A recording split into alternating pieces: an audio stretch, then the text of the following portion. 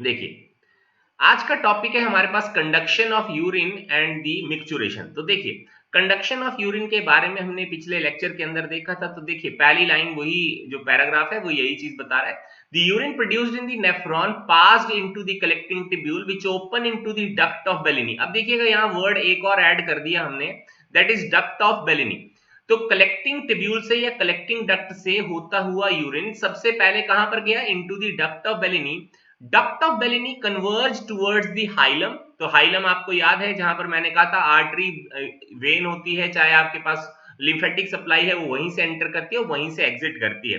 तो duct of Bellini converge towards the hilum and passes through 15-16 conical renal pyramid which through minor and major calyxes pour their urine into a renal pelvis of the ureter. Both ureters carry the urine by peristalsis to the urinary bladder. ये हम पिछले lecture के अंदर deal कर चुके हैं। बस यहां पर एक वर्ड आपने एड ऑन कर देनी है, वो है आपके पास कलेक्टिंग डक्ट की या कलेक्टिंग टिब्यूल की एक पर्टिकुलर एक्सटेंशन पर आपको एक डक्ट ऑफ बेलिनी नजर आएगी, और डक्ट ऑफ बेलिनी से होता हुआ आपके पास जो यूरिन बना हुआ है, जो नेफ्रॉन ने आपको बनाकर दिया है, वो आपके पास जो रीनल पिरामिड्स है उसके अंदर पोर होगी, वहां से माइनर और मेजर कैलिक्सिस में मूव करेगी, वहां से रीनल पेल्विस में, रीनल पेल्विस से होता हुआ यूरेटर, यूरेटर से आपके पास यूरिनरी ब्लैडर, और थ्रू द यूरेथ्रा बॉडी से बाहर आ जाएगा। अब देखिए क्या लिखता है, the process of passing out of urine is being termed as micturition. ये भी हमने कल डील किया था कि मिक्चुरेशन क्या होती है, voiding of the urine. The process of passing out of the urine through the urethra in a male और a female, that is being termed as the micturition. Clear होगी? अब देखिएगा ये मिक्चुरेशन किस तरह से होती है वो हमें थोड़ा सा समझना है। देखिए, ये आपके पास एक यूरिनरी ब्लैडर है, ठीक है, बहुत सिंपल सा है। क्या लिखता है, जब यूरिनरी ब्लैडर में क्वांटिटी ऑफ यूरिन जो है वो आपके पास 200 टू 400 ml हो जाती है। यहां ऑन एन एवरेज लिखी हुई है, दैट इज 220 ml। मैं आपको एक एवरेज बता रहा हूं, रेंज बता रहा हूं, दैट इज 200 टू 400 ml।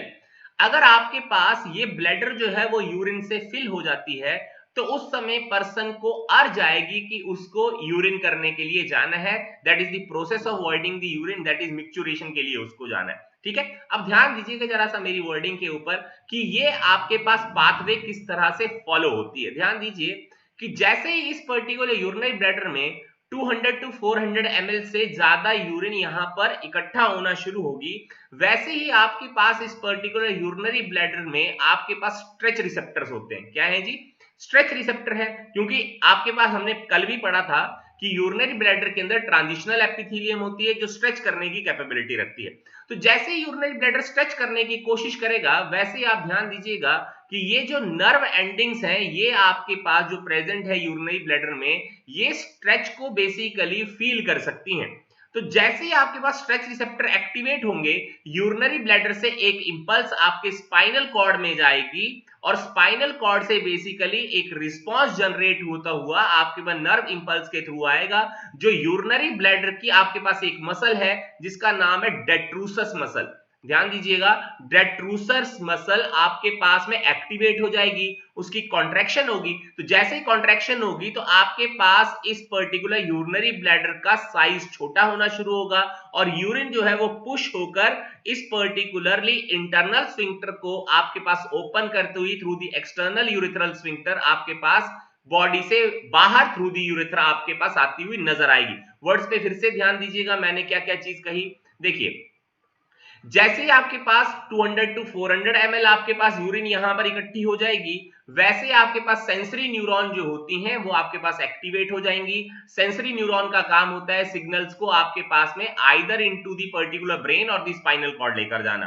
तो सेंसरी नर्व एंडिंग जैसे ही एक्टिवेट हो जाएंगी, वो सिग्नल यहां पर लेकर जा रही है स्पाइनल कॉर्ड के अंदर। स्पाइनल कॉर्ड से आपके मोटर न्यूरॉन्स आपके पास सिग्नल लेकर आती हैं और इस डेट्रूसस मसल को कॉन्ट्रैक्ट करने के लिए मजबूर करती हैं।